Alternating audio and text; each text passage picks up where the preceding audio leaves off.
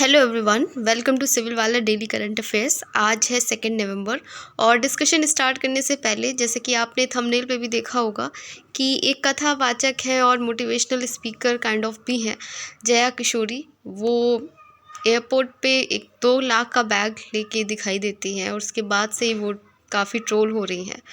और उसमें ये भी है कि शायद वो लेदर का बैग है, जबकि वो एक सात्विक इंसान ऐसा कहती हैं वो खुद को।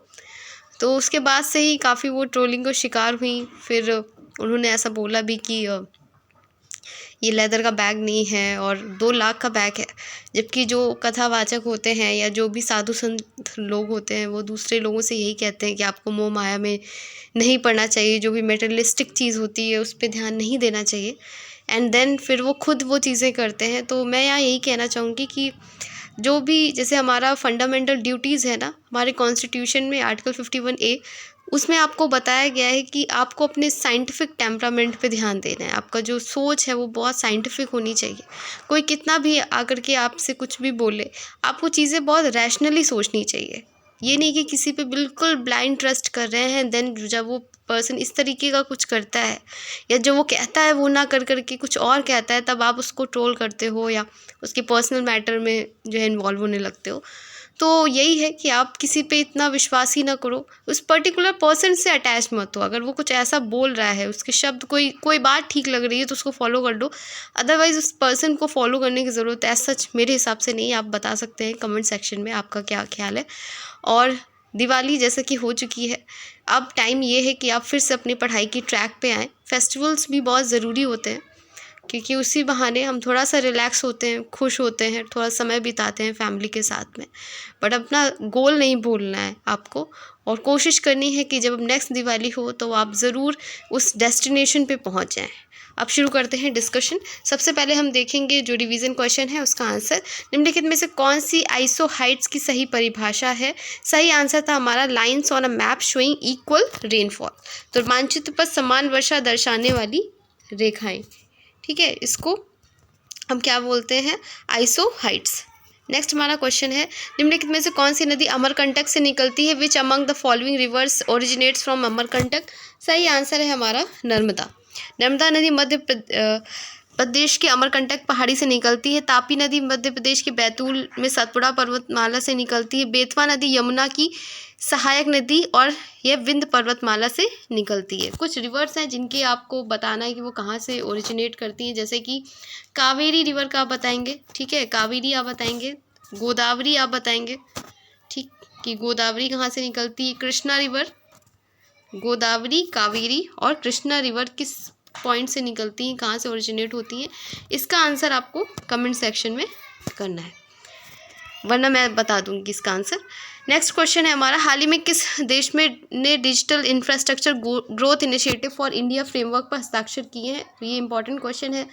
इसका सही आंसर है हमारा संयुक्त राज्य अमेरिका, जापान और दक्षिण कोरिया। आज का पहला क्वेश्चन है हमारा, नई दिल्ली में आयोजित रन ऑफ यूनिटी को किसने रवाना किया है? Who flagged of the run of unity held in new Delhi? सही आंसर है हमारा अमित शाह। तो केंद्रीय गृह मंत्री और सहकारिता मंत्री अमित शाह ने आज नई दिल्ली में आयोजित रन फॉर यूनिटी को हरी झंडी दिखाई। रन फॉर यूनिटी का आयोजन 31 अक्टूबर को राष्ट्रीय एकता दिवस के उपलक्ष्य पर किया गया है और ये किससे रिलेटेड है? सरदार वल्लभ भाई पटेल की जयंती के रूप में होता है। नेक्स्ट हमारा क्वेश्चन है, हाल ही में भारतीय विमानपत्तन प्राधिकरण के अध्यक्ष के रूप में किसे नियुक्त किया गया है? Who was recently appointed as the chairman of Airport Authority of India? सही आंसर है हमारा विपिन कुमार। हाल ही में बिहार कार्डर 1996 बैच के IAS अधिकारी विपिन कुमार को भारतीय विमानपत्तन प्राधिकरण का नया अध्यक्ष चुना गया है। नेक्स्ट हमारा क्वेश्चन है, वर्ल्ड जस्टिस प्रोजेक्ट के 2024 रूल ऑफ लॉ इंडेक्स में भारत का स्थान क्या है? What is the rank of the world justice report 2024 rule of law index? सही आंसर है हमारा 79। तो वर्ल्ड जस्टिस प्रोजेक्ट के 2024 रूल ऑफ इंडेक्स में भारत का स्थान 142 देशों में 79 है। इस रैंकिंग में डेनमार्क, नॉर्वे, फिनलैंड, स्वीडन और जर्मनी शीर्ष पर है। तो जो टॉप पे है वो भी आपको पता होनी चाहिए। भारत की रैंक है 79 और डेनमार्क, नॉर्वे, फिनलैंड, स्वीडन और जर्मनी जो है वो टॉप पे है। अगर दक्षिण एशिया में देखेंगे, साउथ एशिया में देखेंगे तो भारत नेपाल 69 पे है, श्रीलंका 75 के बाद तीसरे स्थान पे है। तो ये याद रखिएगा कि साउथ एशिया में भारत 3rd नंबर पे है। और ओवरऑल जो है आपको ये टॉप 5 कंट्रीज़ हैं जो शीर्ष पे है, डेनमार्क, नॉर्वे, फिनलैंड, स्वीडन और जर्मनी। बांग्लादेश 127 पे, पाकिस्तान 129 और अफगानिस्तान 140 पे। नेक्स्ट हमारा क्वेश्चन है, देश का पहला राइटर्स विलेज किस राज्य में उद्घाटित किया गया है? In which state was the country's first writer village inaugurated? तो ये है उत्तराखंड में। देश का पहला है राइटर्स विलेज उत्तराखंड के देहरादून में शुरू किया गया है और इसको पुष्कर सिंह धामी ने और लेफ्टिनेंट जनरल गुरमीत सिंह जो है रिटायर, उन्होंने संयुक्त रूप से शुरू किया है। इस पहल की शुरुआत पूर्व मुख्यमंत्री रमेश पोखरियाल निशंक द्वारा की गई थी। नेक्स्ट हमारा क्वेश्चन है, भारतीय तटरक्षक बल द्वारा हाल ही में लॉन्च किए गए 2 स्वदेशी गश्ती जहाज़ों के नाम क्या है? What are the names of the 2 indigenous patrol vessels recently launched by the Indian Coast Guard? सही है आंसर हमारा अदम्य और अक्षर। भारतीय तटरक्षक बल ने हाल ही में 2 स्वदेश निर्मित तेज गश्ती जहाज अदम्य अक्षर को लॉन्च किया है। ये जहाज गोवा शिपयार्ड लिमिटेड द्वारा निर्मित किए गए हैं, जिसमें 60% से अधिक स्वदेशी सामग्री है। नेक्स्ट है क्वेश्चन हमारा, माउंट फूजी जो हाल ही में भारत बर्फ रहित रहा किस देश में स्थित है? Mount Fuji which recently remade snowless is located in which country? सही आंसर है हमारा जापान। तो ये माउंट फ्यूजी कहाँ पे है? जापान में। जापान का माउंट फ्यूजी हाल ही में 130 वर्षों में सबसे अधिक समय तक बिना बर्फ के रहा है। इसे फूजी सान के नाम से भी जाना जाता है। ये जापान का सबसे ऊंचा पर्वत है जिसकी ऊंचाई 3776 मीटर है। ये यमनाशी और शिजुकुआ प्रांतों में प्रशांत तट के पास में स्थित है। नेक्स्ट हमारा क्वेश्चन है, भारत में हाल ही में डिस्लेक्सिया के बारे में जागरूकता बढ़ाने के लिए शुरू किए गए अभियान का नाम क्या है? What is the name of the campaign recently launched in India to raise awareness about dyslexia? सही आंसर है हमारा एक्ट फॉर डिस्लेक्सिया, ये नाम है अभियान का। ने हाल ही में दिल्ली के प्रमुख स्मारकों जैसे राष्ट्रपति भवन, संसद को लाल रंग में रोशन किया ताकि डिस्लेक्सिया के बारे में जागरूकता बढ़ाई जा सके। ये पहल यूनेस्को, महात्मा गांधी शांति और सतत विकास शिक्षा संस्थान के द्वारा शुरू किया गया है। नेक्स्ट है क्वेश्चन हमारा, आयुर्वेद दिवस 2024 किस दिन मनाया गया है? Which day is declared as Ayurveda day 2024? सही आंसर है हमारा 29 अक्टूबर। तो ये नवा था, ठीक है, 9th आयुर्वेद दिवस था, 29 अक्टूबर को मनाया गया है। इसमें 150 देशों से अधिक देशों में इसको मनाया गया है। नेक्स्ट, इसकी शुरुआत कब हुई थी? याद रखिएगा, आयुर्वेद दिवस की शुरुआत जो कि 29 अक्टूबर को था, कब हुई थी? 2016 में।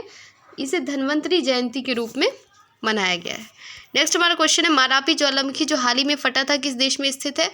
ये है हमारा इंडोनेशिया में। इंडोनेशिया का मारापी ज्वालामुखी जो इसके सबसे सक्रिय ज्वालामुखियों में से एक है, हाल ही में फट गया जिससे घने राख के बादल उठे और आसपास के गांवों को ढक दिया। ठीक है, तो ये मेन आप ये याद रखेंगे कि मारापी या मेरापी भी कई जगह लिखा होता है। ये जो है ये कहाँ का है? ज्वालामुखी वॉल्केनो है, ये इंडोनेशिया का है और ये मारापी उच्च पर्वतीय क्षेत्र की सबसे ऊंची चोटी है। ठीक, इसे आप याद रखेंगे। नेक्स्ट हमारा क्वेश्चन है, कौन सा देश भारत के बाद दूसरा ब्रिक्स देश बना है जिसने चीन की बेल्ट एंड रोड पहल जो है इनिशिएटिव है उसको अस्वीकार कर दिया है? तो वो है हमारा ब्राज़ील। तो ब्राज़ील ने इसको मना कर दिया। हाल ही में ब्राज़ील ने बेल्ट एंड रोड इनिशिएटिव में आधिकारिक रूप से शामिल नहीं होने का फैसला लिया है और चीन के साथ वैकल्पिक सहयोग तलाशने की योजना बनाई है।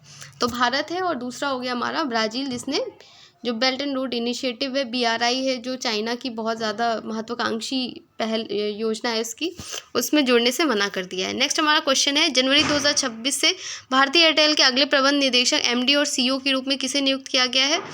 तो ये मुख्य जो इसका नाम है शाश्वत शर्मा है, इन्हें नियुक्त किया गया है। और अगर हम देखें जो नवीनतम नियुक्ति है वो देख लेते हैं। राष्ट्रीय पेंशन प्रणाली NPS ट्रस्ट की बोर्ड अध्यक्ष कौन है? चित्रा जय सिंह। कोयला मंत्रालय के सचिव हैं विक्रम देवदत्त। राष्ट्रीय महिला आयोग के अध्यक्ष हैं विजया हटकर। राष्ट्रीय महिला आयोग के सदस्य हैं डॉक्टर अर्चना मजूमदार और JSW स्पोर्ट्स के क्रिकेट निदेशक हैं सौरव गांगुली। हरियाणा के मुख्यमंत्री हैं नायब सिंह सैनी। ये दूसरी बार बने हैं, तो ये न्यू अपॉइंटमेंट्स थी, ये आपको याद रखनी है। नेक्स्ट हमारा क्वेश्चन है, अक्टूबर 2024 में फिजी के दक्षिण प्रांत राष्ट्र का सर्वोच्च नागरिक सम्मान किसे दिया गया है? तो फिजी ने अपने सर्वोच्च नागरिक सम्मान से श्री रविशंकर को सम्मानित किया है। दक्षिण प्रशांत राष्ट्र फिजी ने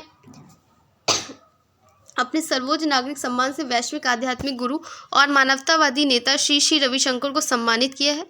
मानव भावना के उत्थान और विविध समुदायों को शांति और सद्भावना में जोड़ने ने उन्होंने अथक योगदान दिया है, तो ये उन्हें सम्मानित किया गया है।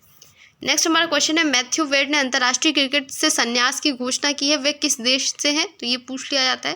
ये ऑस्ट्रेलिया के विकेट कीपर हैं, इन्होंने संन्यास लिया है।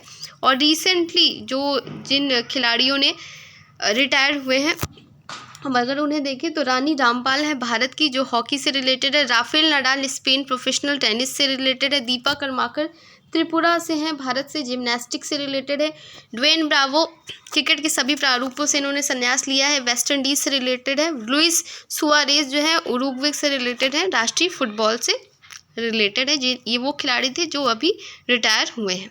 नेक्स्ट क्वेश्चन है हमारा, विज्ञान और प्रौद्योगिकी के लिए केंद्रीय राज्य मंत्री डॉक्टर जितेंद्र ने भारत के पहले जैव निर्माण संस्थान के नए परिसर का उद्घाटन किस शहर में किया है? तो विज्ञान और प्रौद्योगिकी पृथ्वी विज्ञान, पीएमओ, परमाणु ऊर्जा अंतरिक्ष और कार्मिक सार्वजनिक शिकायतें और पेंशन के लिए केंद्रीय राज्य मंत्री हैं जितेंद्र सिंह ने पहले भारत के जैव निर्माण संस्थान का नए परिसर का उद्घाटन किया है। तो आप इसे कहाँ किया है? इन्होंने मोहाली में किया है। ठीक है, मोहाली में इन्होंने इसका उद्घाटन किया है।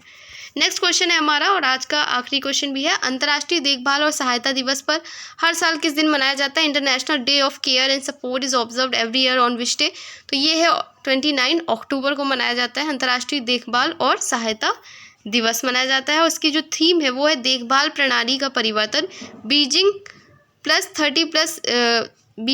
30 के संदर्भ में सतत विकास लक्ष्यों को प्राप्त करना। फिर है 27 अक्टूबर को विश्व श्रव्य दृश्य विरासत दिवस भी मनाया जाता है, और इसकी जो थीम है वो है हमारी आपकी दुनिया के लिए खिड़की। ठीक, तो ये आप इसे याद रखेंगे, ये 2 दिवस थे। नेक्स्ट है हमारा कि आज जो स्टैटिक क्वेश्चन नहीं है, आपके करंट के क्वेश्चन है, क्योंकि करंट के क्वेश्चन आज ज़्यादा थे, तो इन्हीं में से आपको कुछ करंट के क्वेश्चन यहाँ पे दिए हैं जिनके आंसर आपको कमेंट सेक्शन में करने हैं, और सभी लोग आंसर किया करिए। पहला क्वेश्चन है, अक्टूबर 2024 में फिजी के दक्षिण प्रशांत राष्ट्र का सर्वोच्च नागरिक सम्मान किसे दिया गया है?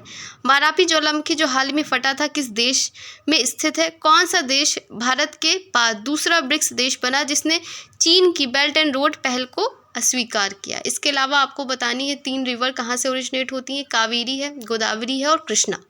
आज का डिस्कशन यहीं तक था, मिलते हैं कल एक नए डिस्कशन के साथ में। तब तक अपना ख्याल रखिए और अपनी पढ़ाई को वापस ट्रैक पे ले आइए। धन्यवाद।